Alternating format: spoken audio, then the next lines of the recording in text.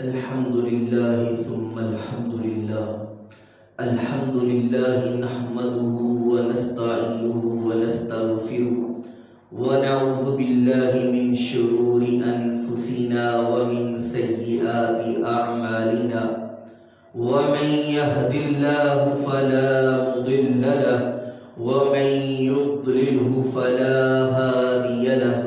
ونشهد أن لا إله إلا الله وحده لا شريك له. ونشهد أن سيدنا وحبيبنا محمدا عبده ورسوله وصفيه وخليله أرسله الله بالهدى ودين الحق ليظهره على الدين كله ولو كره الكافرون.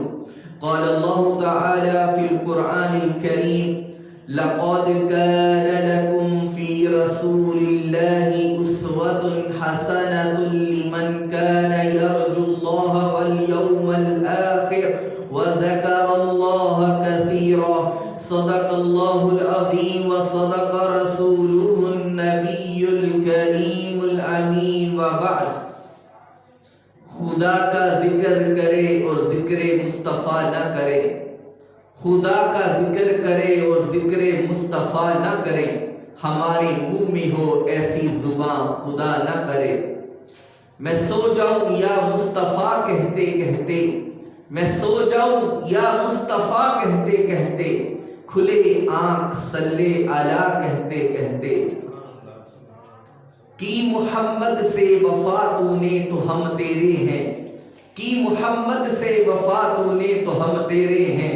یہ جہاں چیز ہے کیا لوح و قلم تیرے ہیں. میرے واجب الاحترام بزرگوں، بھائیوں اور دوستوں، میں نے آپ کے سامنے قرآن مجید فرقان حمید سے ایک آیت مبارکہ تلاوت کی.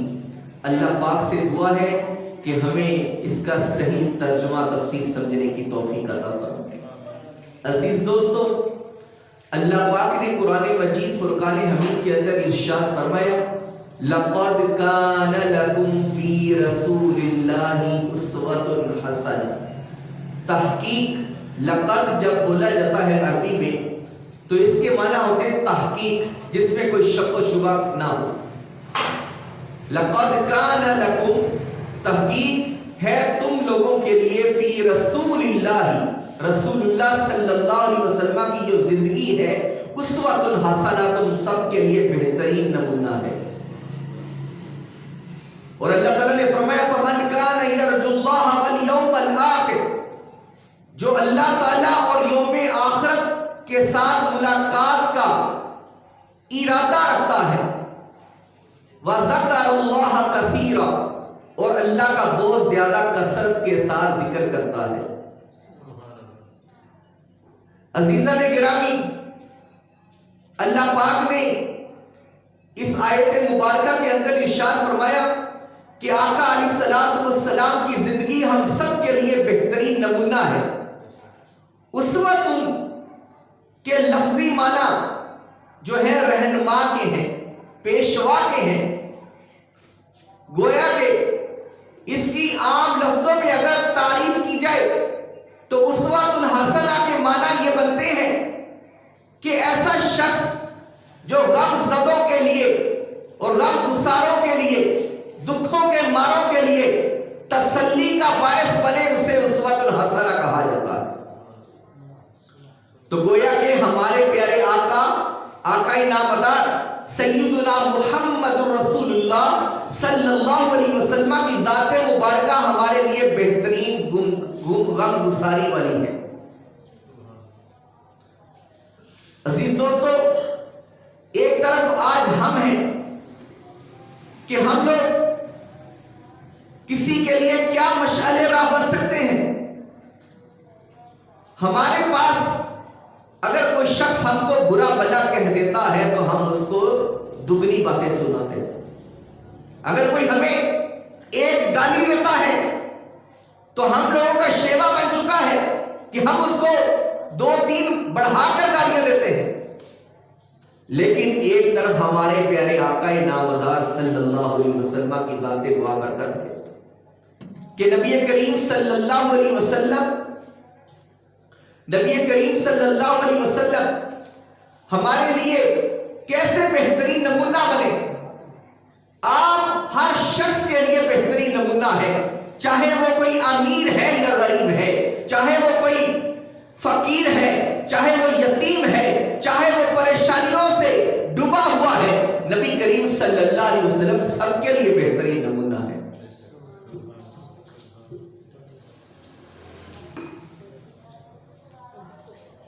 نبی کریم صلی اللہ علیہ وسلم ہمارے لیے بہترین نمونہ ہے.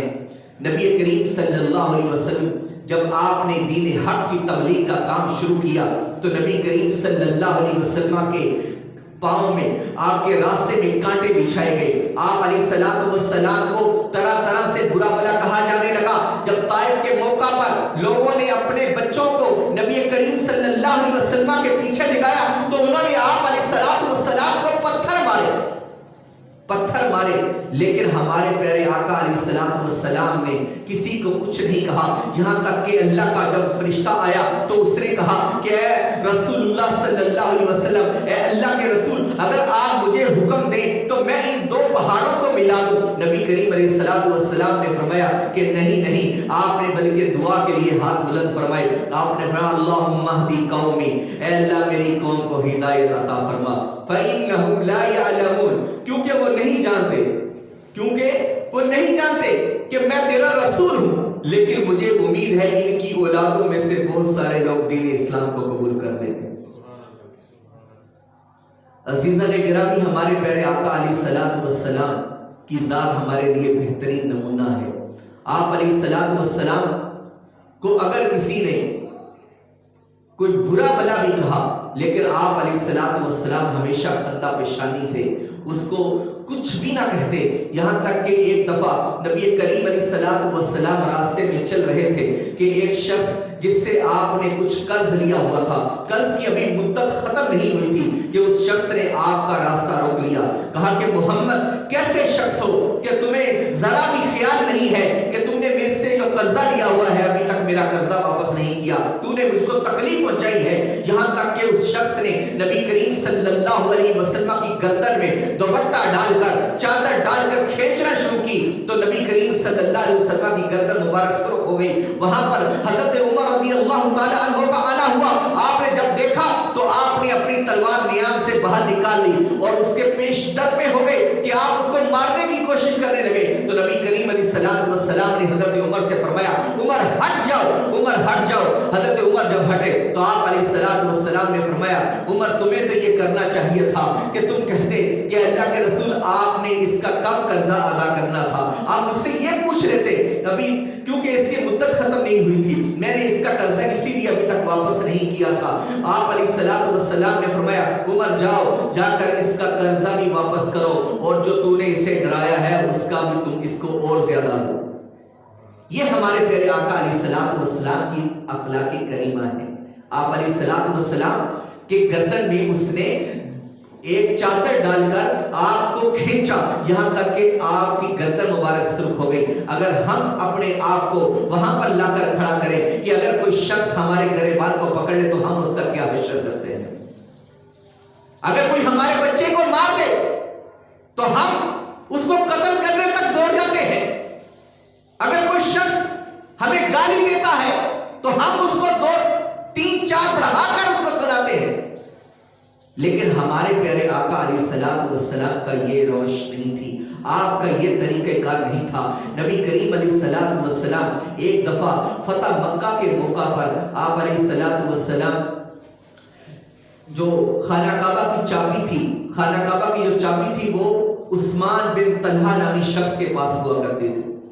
نبی کریم علیہ الصلوۃ والسلام جب اس کے پاس جاتے ہیں اور کہتے ہیں کہ عثمان تالے کو کھولو تاکہ میں 2 رکعت نفل ادا کروں. اس نے کہا کہ مکہ کے اندر سب لوگوں کے لیے خانہ کعبہ کے اندر داخل ہونے کی اجازت ہے مگر آپ کے علاوہ. آپ کو میں اجازت نہیں دوں گا، آپ کے لیے میں تالا نہیں کھولوں گا. لیکن نبی کریم صلی اللہ علیہ وسلم نے فرمایا کہ عثمان ایک دن ایسا آئے گا کہ چابی میرے ہاتھ میں ہوگی، چابی میرے ہاتھ میں ہوگی اور میں جسے چاہوں گا عطا کروں گا۔ تو عثمان نے کہا کہ محمد اس دن پھر قریش جو ہے وہ ذلیل و رسوا ہو چکے ہوں گے، اس دن قریش ذلیل و رسوا ہو چکے ہوں گے، تبھی تو چابی تمہارے ہاتھ میں آ سکتی ہے، مگر چابی تمہارے، اگر قریش عزت دار رہے تو تمہارے ہاتھ میں چابی نہیں آ سکے گی۔ نبی کریم علیہ الصلوۃ والسلام نے فرمایا لا لا، نہیں نہیں اے عثمان، اس دن اللہ تعالیٰ قریش کو عزت عطا فرمائے گا اور چابی میرے ہاتھ میں ہوگی۔ وہی دن جب آیا، فتح مکہ کے دن، جب نبی کریم صلی اللہ علیہ وسلم اپنے جان نثار صحابہ کرام کے ساتھ جب مکہ کے شریف کے اندر داخل ہوئے، آپ علیہ الصلوۃ والسلام کے لیے اسٹیج سجا دیا گیا، آپ علیہ الصلوۃ والسلام اسٹیج پر تشریف فرما ہوئے، وہاں خانہ کعبہ کے اندر جو 360 بت تھے، اس کے علاوہ ان کے تو کئی بت تھے، لیکن انہوں نے 360 بت نبی کریم علیہ الصلوۃ والسلام نے ایک ایک کر کے توڑ دیے، یہاں تک کہ خانہ کعبہ کو بتوں سے پاک کر دیا گیا۔ نبی کریم علیہ الصلوۃ والسلام جب اسٹیج پر تشریف فرما ہوئے، آپ نبی کریم علیہ الصلوۃ والسلام نے جب آپ نے جب وہاں پر کھڑے ہوئے تو حضرت عباس جو نبی کریم صلی اللہ علیہ وسلم کے چچا تھے، جو آپ پر اسلام لا چکے تھے، آ کر عرض کرتے ہیں اے اللہ کے رسول الیوم یوم البر والوفا، اے اللہ کے رسول آج تو نیکی اور وفا کا دن ہے، اے اللہ کے رسول آپ مجھے یہ چابی عطا فرما دے تاکہ آئندہ سے خانہ کعبہ کی جو چابیاں ہیں میرے پاس ہوا کرے، تاکہ میں خدمت کیا کروں، میں خانہ کعبہ کا خادم بن جاؤں۔ نبی کریم علیہ الصلوۃ والسلام نے فرمایا نا نا چچا، الیوم یوم البر والوفا، آج تو نیکی اور وفاداری کا دن ہے۔ آپ علیہ الصلوۃ والسلام نے فرمایا اینا عثمان، عثمان کہاں ہے؟ عثمان جو ہے جب اس نے آواز سنی وہ تھر تھراتا ہوا، کانپتا ہوا رسول اللہ کی بارگاہ میں پیش ہوا۔ نبی کریم علیہ الصلوۃ والسلام نے فرمایا خذ هذه المفاتيح یا عثمان، اے عثمان ان چابیوں کو آج سے پکڑ لو، لن یاخذ منک الا الظالم، آج کے بعد یہ چابیاں تیری نسل میں چلتی رہے گی، تم سے کوئی نہیں چھینے گا مگر وہی شخص چھینے گا جو ظالم ہوگا، جو شخص ظالم ہوگا۔ دیکھیں ہمارے پیارے آقا علیہ الصلوۃ والسلام کا رویہ، جس شخص نے آپ کو چابیاں دینے سے انکار کر دیا تھا، آپ کو نفل پڑھنے نہیں دیے تھے، آج رسول اللہ صلی اللہ علیہ وسلم جب فتح مکہ ہوا، آپ علیہ الصلوۃ والسلام اعزاز کے ساتھ آپ جو ہے خانہ کعبہ کے اندر مکہ کے اندر داخل ہوئے، لیکن رسول اللہ صلی اللہ علیہ وسلم نے ایسا نہیں فرمایا کہ چابیاں عثمان کو نہ دی، لیکن آپ علیہ الصلوۃ والسلام تو رحمت للعالمین بن کر آئے ہیں، سارے جہانوں کے لیے رحمت بن کر آئے ہیں۔ آپ علیہ الصلوۃ والسلام نے وہ چابیاں جو ہیں عثمان بن طلحہ کو عطا کر دی اور وہ اسلام لے آیا، تو نبی کریم علیہ الصلوۃ والسلام نے فرمایا عثمان تیری نسل سے یہ چابیاں تیری نسل در نسل چلتی رہے گی، تم سے کوئی نہیں چھینے گا مگر وہی چھینے گا جو ظالم ہوگا۔ یہ رسول اللہ صلی اللہ علیہ وسلم کی اخلاق کریمہ ہے۔ آپ علیہ الصلوۃ والسلام کی ذات ہمارے لیے بہترین نمونہ ہے۔